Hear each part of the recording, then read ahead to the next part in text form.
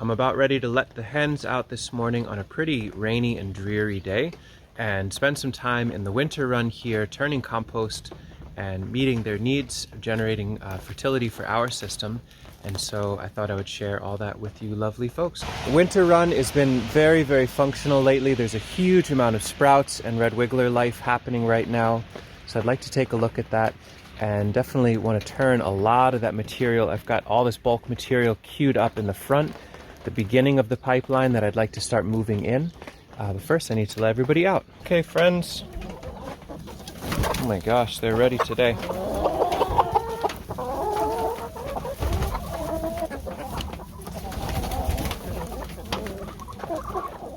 Now we haven't soaked grain in the last 3 or 4 days. We've been adding a 5-gallon bucket of soaked red winter wheat and sunflower and corn for the last bunch of days. And so there's tons and tons of actual seed and sprout available to the hens. I just need to turn it to give it to them. Last night before we closed them in, I turned a bunch and you can see all the sprouts through here. But they're interested in the new stuff for today, so let me go ahead and do that for them.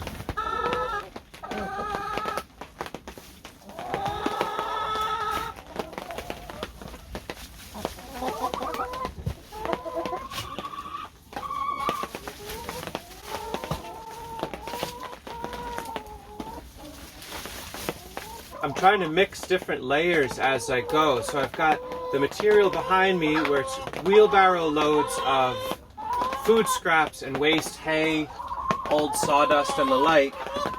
And then some compost that's a little bit more finished that we bring back to the beginning of the system. And then I can sift out with the hay fork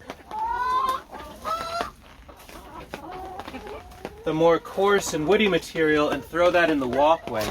So I'm kind of sifting the compost as we go. That material can start at the beginning again later on, but this way as we move through the line, the compost is getting more and more filtered. You can see it's pretty coarse at the very beginning here, and that makes sense. And there's raw food scraps, there's loaves of bread, some broccoli and things like that. And as I was mentioning, because we've been adding seeds for a while, there's a huge amount of sprouts to be had.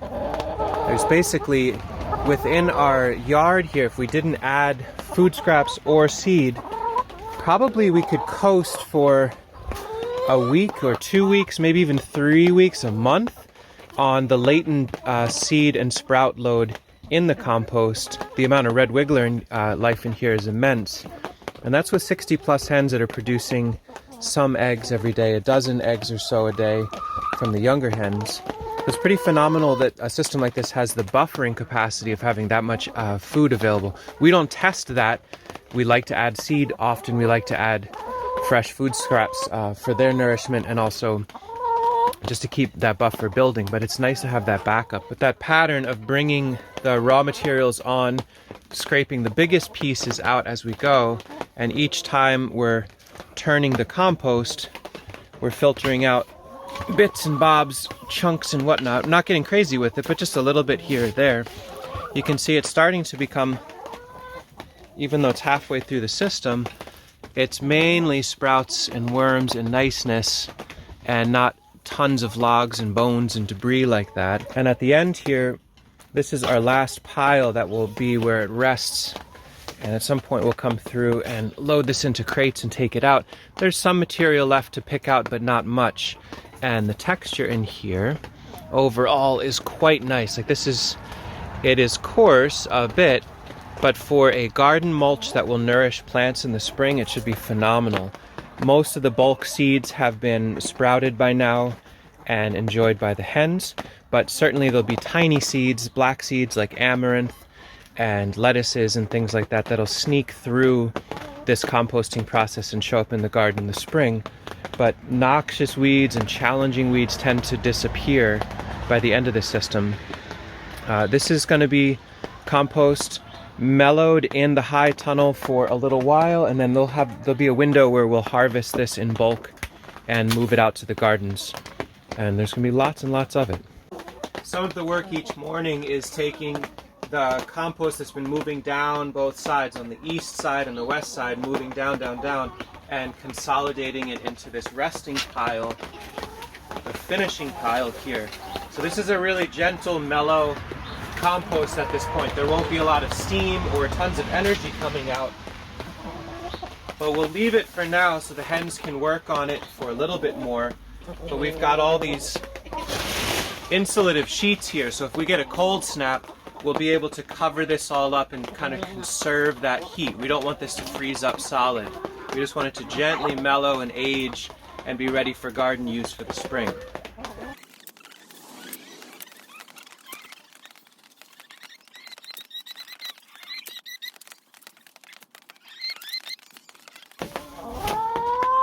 You might notice that as I move each hay fork of material, when I have the energy to do so, I like to bounce it on the tines.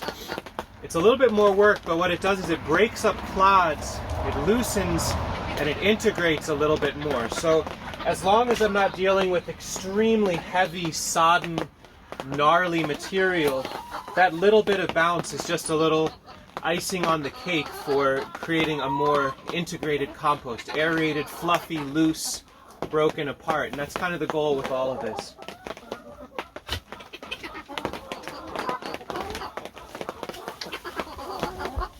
To have material like this at the end of January in a cold climate is pretty phenomenal, really exciting for us.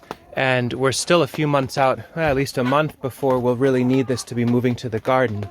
And so this is the material that will rest for a bit. And again, you can see going back through time, this is where it gets more and more coarse, more and more raw, to the point where it's the new material being brought to the beginning of the winter pipeline. But more or less, as long as we do this every day, this material will become that aged, good enough for the garden material within a month or two, especially with the help from the hens. We spend a little bit more time turning and opening for them. Let's get some sprouts for you.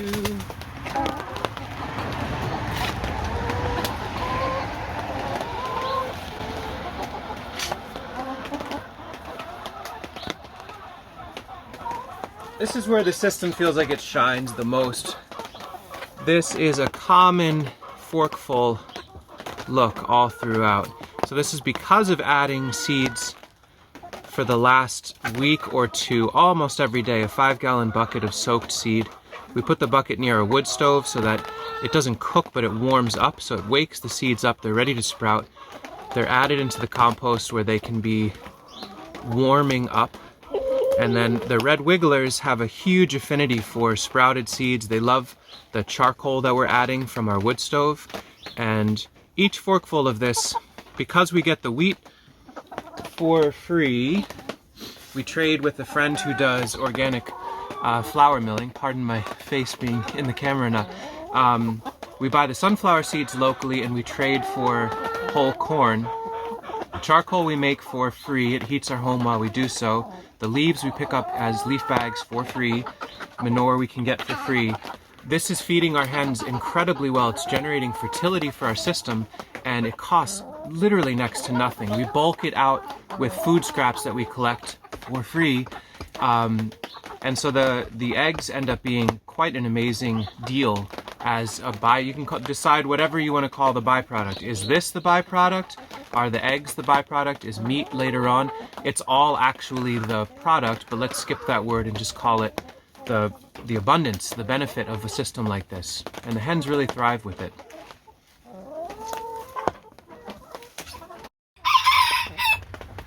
So digging down way deep and low. This was an area that did quite well for itself even when we had the cold snap. This area, the winter run got cold. It didn't freeze, but the compost started to really wind down a little bit during the last 2 weeks when it was quite cold, but it picked back up very easily. Those big white, yep, the ones that she's just working on, those ropey roots, those are the sunflower sprouts.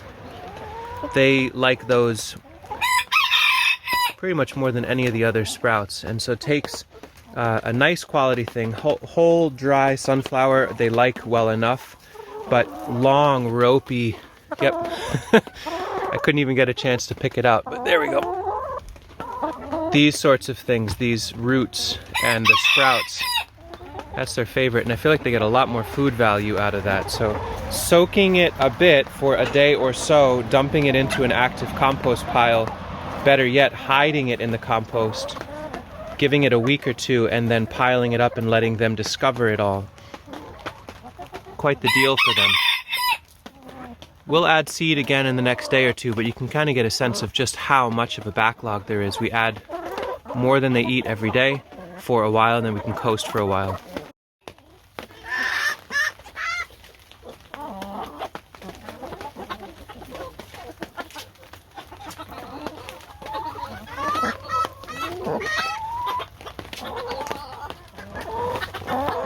This area behind me, so this is the east side of the winter run, the southern eastern side, the beginning of the pipeline, so to speak.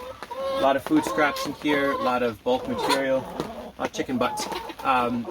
This is where the most heat is, so I'm going to open this up a little bit. It'll warm up the space for the hens, and we can look at the actual temperature through the thermal camera.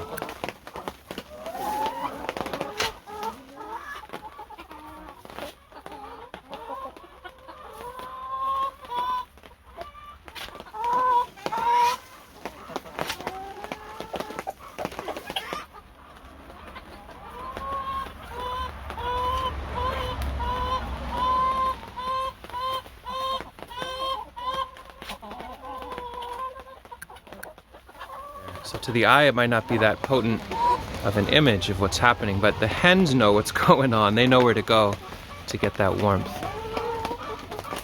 Where we piled it up, they can access for quite a long time. And then down below, equally valuable, they can access all the material down in there. And you can see it in real time. They will take this pile and smooth it out by the end of the day. It can be a little bit hard to understand what's going on here, but again, the lighter colors, the yellow, is where there's warmth. So the hens' faces, their legs, their butts, very, very warm. My hand, quite warm. You can see the blue is the compost that has not been turned yet. And this molten pile of volcano is piping hot, like beautifully warm, 33 centigrade or so, in the 80s Fahrenheit. So on a cold, rainy, dreary day, the hens are accessing sprouts and worms that are over 80 degrees Fahrenheit, 30 degrees centigrade. Goes a long way in keeping them warm and comfortable. Here is where I haven't turned it yet. You can see the heat radiating out from the compost anyway, gently. It's there. And then as we go further to the far end, you can see a little bit of warmth in that finishing pile, but not much. It's a little hard to detect. There's the rooster. That guy. A little hard to detect or understand if you aren't familiar with these thermal cameras, but suffice it to say, this pile right here that looks like they are eating lava, it's thermophilic bacteria making it extremely alive and extremely functional in the winter months.